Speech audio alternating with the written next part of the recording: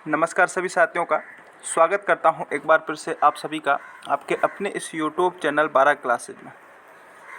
प्यारे साथियों, Rajasthan high court चतुश्रेणी भर्ती परीक्षा की तैयारी करने वाले हमारे जितने भी साथी हैं उन सभी के लिए आज की क्लास आपको बेहद महत्वपूर्ण और उपयोगी रहने वाली है। मोस्ट इम्पोर्टेंट क्वेश्चंस की क्लास में आपके सामने लेकर के आया हूं, जिसमें हम सामान्य हिंदी व्याकरण के 20 टॉप अधिक महत्वपूर्ण प्रश्न देखने वाले हैं जो आपकी परीक्षाओं में बार बार पूछे जाते हैं। आप सभी को याद है दोस्तों कि आपकी जो परीक्षा है वो केवल 85 नंबर की परीक्षा होने वाली है, जिसका सिलेबस बहुत सामान्य रूप से आपको दिया हुआ है। ये बहुत अच्छी आपकी एक अपॉर्चुनिटी है जो 4th ग्रेड भर्ती परीक्षा के बाद तुरंत ही आपके राजस्थान हाई कोर्ट ने पियोन भर्ती परीक्षा निकाली है, जो कि सेम सिलेबस के साथ है। तो इसमें आपको ज़्यादा हार्ड वर्क नहीं करना पड़ेगा, एक कंटिन्यूटी आपको रखनी है और अच्छे से इजी वे में आप इस एग्ज़ाम को क्लियर कर सकते हो। पोस्ट भी खूब है साथियों।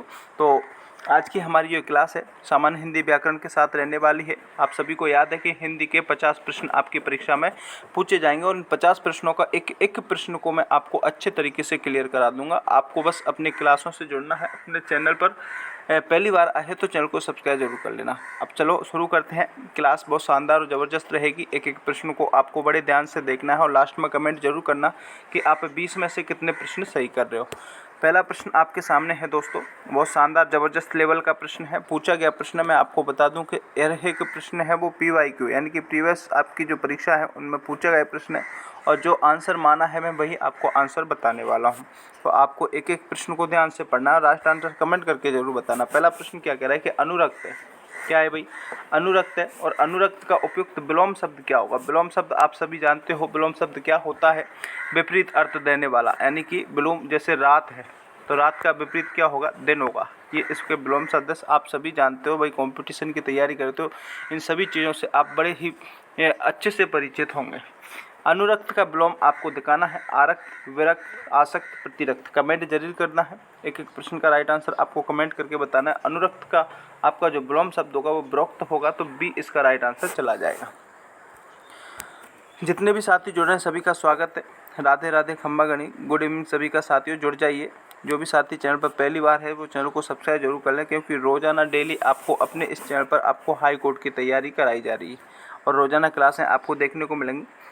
दूसरा प्रश्न आपके सामने है कि उपजाऊ एक शब्द है, इसका विलोम शब्द क्या होगा? उपार्जन, उर्वरा, बंजर और हरित। उपजाऊ वो भूमि होती है जिस पर हम अच्छे आसानी से जमीन पैदावार कर सकते हैं और उपजाऊ शब्द का जो विलोम होगा वो आपका बंजर होगा दोस्तों। सी इसका राइट आंसर चला जाएगा। जितने भी हमारे साथी हैं इस क्वेश्चन का सी राइट आंसर दे रहे हैं उस बिल्कुल सभी सही रहने वाले हैं। नेक्स्ट क्वेश्चन की ओर बढ़ते हैं दोस्तों। नेक्स्ट क्वेश्चन क्या कह रहा है? अगला प्रश्न आपके सामने है, बहुत शानदार तरीके का प्रश्न है दोस्तों और ये प्रश्न आपकी परीक्षा में पूछा गया प्रश्न है। सबसे पहली प्राथमिकता आपको प्रश्न को ध्यान से पढ़ना है और मैं हमेशा बताता हूँ आपको कि अगर आप प्रश्न को नहीं पढ़ोगे ना तो आप आंसर तक नहीं पहुँच सकते हैं। प्रश्न को पढ़ो कि निम्न में से विपरीतार्थक शब्द का सही युग्म नहीं है। देखो, नहीं को ध्यान रखना ही पड़ेगा आपको। ये प्रश्न ये कह रहा है कि कौन सा युग्म है वो सही नहीं है विलोम शब्द की दृष्टि से। तो तम यानी होता है अंधकार और अंधकार का होता उजाला और उजाले को हम ज्योति कहते हैं। इसका मतलब ए तो बिल्कुल सही है। शीत का ताप ये भी बिल्कुल सही है। तुच्छ का लघु बिल्कुल गलत हो जाएगा, तो सी इसका राइट आंसर यहाँ जाएगा, क्योंकि तुच्छ का आपका विलोम देखें तो हम महान देखने को मिलता है। क्या देखने को मिलता है? तुच्छ का विलोम आपके महान देखने को मिलता है, तो सी इसका राइट आंसर जाएगा। आगे देख लो भाई।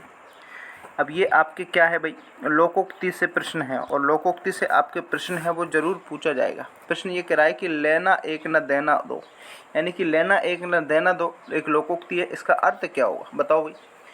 क्या शक्तिहीन होने पर घमंड न करना होगा, बिना मतलब होगा, या धनी को धन मिलना, या खाली बैठे रहने से कुछ करना ही अच्छा है। यानी कि बताओ अब इसका कि लेना एक न देना दो लोकोक्ति का अर्थ होता है बिना मतलब के। विकल्प नंबर बी इसका राइट आंसर जाएगा। बी को चयन करने वाले हमारे जितने भी साथी हैं वो बिल्कुल सही रहने वाले। नेक्स्ट क्वेश्चन देखते हैं दोस्तों। अगला प्रश्न आपके सामने आ चुका है। प्रश्न क्या कह रहा है? बड़े ध्यान से पढ़ो, बहुत अच्छा प्रश्न है, इंपॉर्टेंट लगा लो। कानाफूसी करना मुहावरे का क्या अर्थ होगा? देखो, चुगली करना होगा क्या? बदनाम करना होगा, बचना होगा या चुपके चुपके बातें करना होगा। सभी को याद होना चाहिए, बहुत अच्छे से इस प्रश्न को आपने पढ़ा होगा। कानाफूसी करना मुहावरे का अर्थ होता है भाई चुपके चुपके से बातें करना। डी विकल्प बिल्कुल सही रहेगा। जितने भी साथी यहाँ डी को लॉक कर रहे हैं बिल्कुल वेरी गुड, सही होने वाले हैं। कमेंट जरूर करते चले, जितने भी साथी जुड़ रहे हैं ना, एक एक प्रश्न का कमेंट करें साथी। और जो चैनल पर पहली बार है ना, वो चैनल को सब्सक्राइब जरूर कर लें, क्योंकि अब रेगुलर क्लासें अपने चैनल पर आपको देखने को मिलेंगी बहुत शानदार तरीके से, ठीक है ना। आपके हर एक टॉपिक वाइज टेस्ट सीरीज भी अपने यहाँ पर कराई जाएंगी। अगर आप टॉपिक वाइज टेस्ट सीरीज चाहते हो तो कमेंट करके जरूर बताएं कि भाई आपको टॉपिक वाइज टेस्ट सीरीज चाहिए, तो बिल्कुल आपको एक एक टॉपिक वाइज क्वेश्चन से की सीरीज है मैं आपको करा दूंगा। अगला प्रश्न क्या कह रहा है भाई, ना आंखें लाल पीली होना। देखो आंखें लाल पीली होना मुहावरे का अर्थ है। पूछा गया प्रश्न है आपके पटवारी भर्ती परीक्षा में, बहुत अच्छा प्रश्न है साथियों, आपकी परीक्षा में देखने को मिल सकता है। आंखें लाल पीली होना मुहावरे का अर्थ होता है बहुत अधिक नाराज हो जाना। सी विकल्प इसका जाएगा दोस्तों राइट। देखते हैं अगला प्रश्न क्या कहता है। चौमासा शब्द में प्रयुक्त समास कौन सा होगा। देखो चौमासा शब्द है, पूछा गया प्रश्न है, बहुत अच्छा प्रश्न है दोस्तों। इसमें प्रश्न में ये पूछ रहा है कि इसमें समास कौन सा प्रयुक्त हुआ है, बताओ। अव्ययीभाव, द्वंद्व, द्विगु और बहुब्रीहि। कमेंट कर दो जिस क्वेश्चन का राइट आंसर, जितने भी जुड़ रहे हैं। चौमासा शब्द में आपका जो समास होगा वो क्या होगा भाई, द्विगु समास होगा भाई। क्या होगा, द्विगु समास होगा। इसमें पूछा गया प्रश्न है, इसमें इस क्वेश्चन का राइट आंसर बिल्कुल द्विगु को माना है। सी विकल्प सही रहेगा। अगला देख लो भाई, प्राण प्रिय में समास कौन सा है, बताओ। प्राण प्रिय शब्द है, इसमें समास कौन सा है। द्वंद्व समास है क्या, अव्ययीभाव समास है, द्विगु या कर्मधारय है, बता दो इस क्वेश्चन का राइट आंसर। प्राण प्रिय, प्राणों से प्रिय है, यानी कि इसमें उपमान, उपमेय और विशेषण और विशेष्य का जब भाव जहाँ होता है वहाँ कर्मधारय समास होता है। और इसमें उसकी विशेषता बताई जा रही है कि प्राणों से प्रिय है, यानी कि कर्मधारय विकल्प इसका राइट आंसर जाएगा, डी सही रहेगा। आगे देख लो, कृष्णार्पण में कौन सा समास प्रयुक्त होता है, बताओ। कृष्णार्पण है एक शब्द है, इसमें समास प्रयुक्त कौन सा हुआ है भाई, बहुब्रीहि, द्वंद्व, तत्पुरुष, अव्ययीभाव। बताओ इस क्वेश्चन का राइट आंसर कमेंट कर दो, जितने भी साथी हैं कमेंट जरूर करें। देखो कृष्णार्पण में आपका जो समास है वो बिल्कुल तत्पुरुष समास हुआ है, वेरी गुड, सभी का कमेंट आना चाहिए। सी राइट आंसर जाएगा इसका। आगे देख लो भाई, आगे प्रश्न क्या कह रहा है, निम्नलिखित में से कौन सा बहुब्रीहि समास का उदाहरण नहीं है। देखो नहीं को विशेष रूप से आपको ध्यान रखना ही पड़ेगा। बहुब्रीहि समास का उदाहरण कौन सा नहीं है, ये आपसे प्रश्न ने पूछा है, आपको अच्छे से याद होना चाहिए बहुब्रीहि समास की डेफिनेशन क्या होती है, ठीक है ना। इसका ना तो प्रथम पद प्रधान होता है, ना द्वितीय पद प्रधान होता है, कोई अन्य पद प्रधान जहाँ होता है वहाँ आपका बहुब्रीहि समास देखने को मिलता है। जैसे पंचानन है, पंच है आनन है जिसके, पंचानन, बिल्कुल इसका अर्थ अलग अर्थ निकल रहा है। चक्र पाणी, चक्र है पानी में जिसके, अर्थात आपकी जो विद्या की देवी सरस्वती यहाँ पर देखने को मिलता है। नीलकंठ, नीला है कंठ जिनका, अर्थात आपके कौन, महादेव। त्रिवेणी, ये त्रिवेणी आपका बिल्कुल बहुब्रीहि समास का उदाहरण नहीं है दोस्तों, तो डी इसका राइट आंसर जाएगा। त्रिवेणी में आपका द्विगु समास देखने को मिल जाएगा, तो डी इसका राइट आंसर जाएगा। अगला देख लो भाई, निम्न में से भाववाचक संज्ञा कौन सी है। देखो संज्ञा से आपके प्रश्न पूछे जाएंगे और संज्ञा नाम का टॉपिक आपके स्पष्ट रूप से सिलेबस में दिया हुआ है। भाववाचक संज्ञा पूछ रहा है। संज्ञा आपके 3 प्रकार से होती हैं, आपको याद होना चाहिए। एक होती है आपकी व्यक्तिवाचक संज्ञा, एक होती है आपकी जातिवाचक संज्ञा और एक होती है आपकी भाववाचक संज्ञा। सभी को याद होना चाहिए ये चीज़ें। प्रश्न ये पूछ रहा है कि भाववाचक संज्ञा कौन सी है, बताओ भाई। अपना, दूरी, मीठा, बुढ़ापा, बताओ, सॉरी बूढ़ा। अब यहाँ पर कमेंट करके बताओ भाववाचक संज्ञा कौन सी है। तो दूरी बिल्कुल भाववाचक संज्ञा है, बी विकल्प इसका राइट आंसर जाएगा। नेक्स्ट देख लो भाई,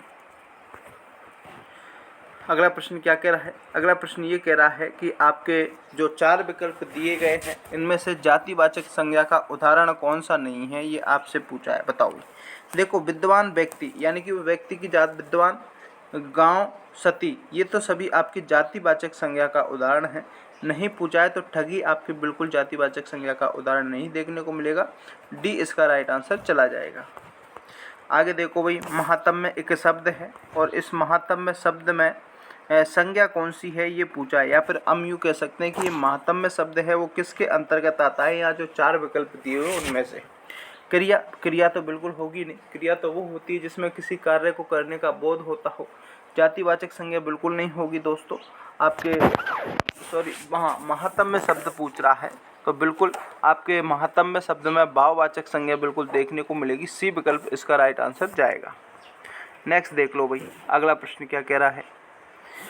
वहाँ बहुत भीड़ थी। देखो प्रश्न क्या कह रहा है, वहाँ बहुत भीड़ थी, रेखांकित पद क्या होगा, बताओ।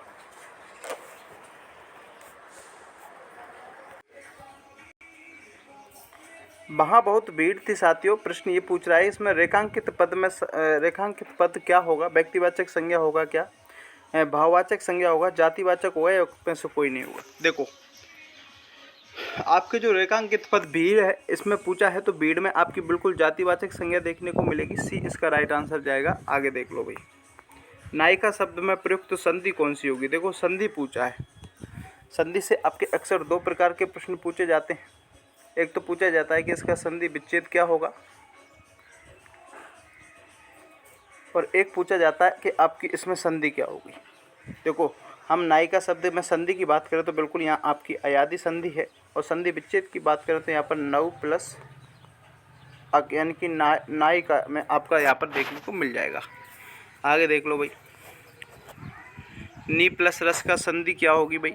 नी प्लस रस की संधि नीरस होगी, बिल्कुल विसर्ग संधि है। ए इसका राइट आंसर जाएगा। आगे देख लो भाई, नेक्स्ट क्वेश्चन देखते हैं साथियों। आच्छादन शब्दों का संधि विच्छेद क्या होगा। देखो आच्छादन शब्द का संधि विच्छेद आ प्लस चादन होगा। बी विकल्प इसका राइट आंसर जाएगा दोस्तों। आगे देख लो भाई, निम्न में से व्यंजन संधि का उदाहरण कौन सा नहीं है। उदाहरण है, देखो व्यंजन संधि का उदाहरण कौन सा है, इसमें से ये प्रश्न पूछा है। हिम प्लस आलय, हिमालय, ये आपके दीर्घ संधि का उदाहरण है। नदी प्लस ईस, ये भी आपके दीर्घ संधि का उदाहरण है। दया प्लस आनंद, ये भी आपके दीर्घ संधि का उदाहरण है। प्रश्न ये पूछ रहा है कि व्यंजन संधि का उदाहरण, तो उत प्लस लेख उल्लेख होगा, यहाँ पर तय हलंत होगा दोस्तों, इसको आपको ध्यान रखना है। तो डी इसका राइट आंसर जाएगा। आगे देखो भाई, जो किस प्रकार का सर्वनाम है। देखो सर्वनाम आपके 6 प्रकार के होते हैं, ध्यान रखना। और ये प्रश्न पूछ रहा है कि जो किस प्रकार का सर्वनाम है, तो जो आपके संबंधवाचक सर्वनाम है। बी इसका राइट आंसर जाएगा। नेक्स्ट देखो, निम्नलिखित में से निश्चयवाचक सर्वनाम कौन सा है। देखो निश्चयवाचक सर्वनाम वो होता है जो किसी विषय वस्तु की निश्चितता का बोध कराता है। भाई जो बिल्कुल संबंधवाचक है, यह बिल्कुल आपके निश्चितवाचक सर्वनाम है। तो बी इसका राइट आंसर जाएगा। कौन की बात करें तो ये आपके प्रश्नवाचक है, और कुछ की बात करें तो ये आपके अनिश्चयवाचक है। प्रश्न पूछ रहा है कि निश्चयवाचक सर्वनाम बिल्कुल आपका ये है होगा, और ये आपके बी विकल्प में, तो बी इसका बिल्कुल राइट आंसर जाएगा। प्यारे साथियों, आज की क्लास में हमने Rajasthan 4th grade high court भर्ती वैकेंसी के लिए हिंदी के 20 क्वेश्चंस देखे हैं, जो आपकी परीक्षा के लेवल के हूबहू आपकी परीक्षा में छपने वाले प्रश्न हैं। दोस्तों आपने कितने प्रश्न सही करें वो कमेंट करके जरूर बताएं। क्लास अच्छी लगी हो तो एक लाइक करें, शेयर करें अपने दोस्तों को, और चैनल पर पहली बार हो तो सब्सक्राइब जरूर करें। मिलते हैं नेक्स्ट वीडियो में। तो जय हिंद, जय Bharat, bye bye, take care.